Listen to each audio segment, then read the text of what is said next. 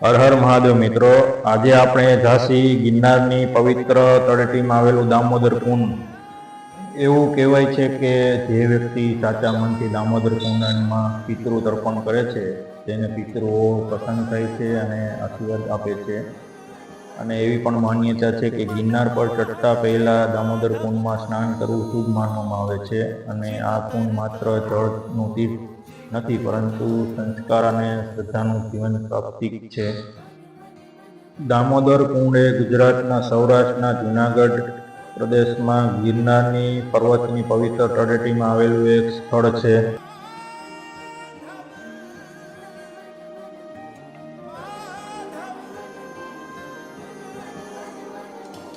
मनमोहन है माधव तू जीव तर तारू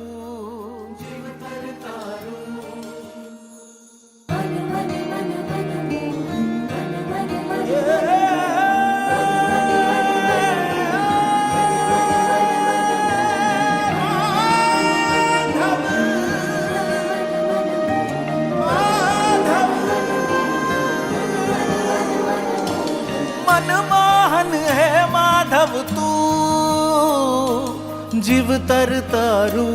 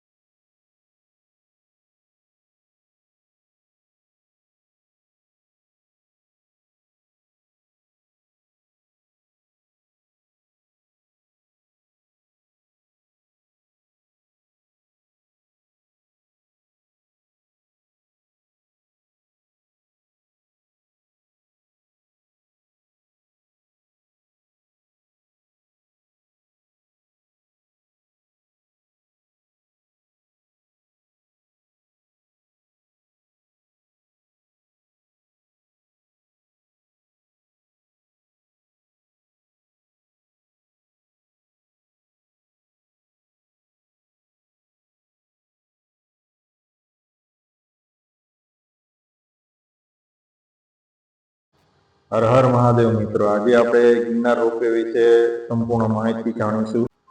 ગિરનાર રોપવે ગુજરાત રાજ્યના જૂનાગઢ જિલ્લામાં આવેલું એક મહત્વપૂર્ણ ધાર્મિક અને પર્યટક સ્થળ છે.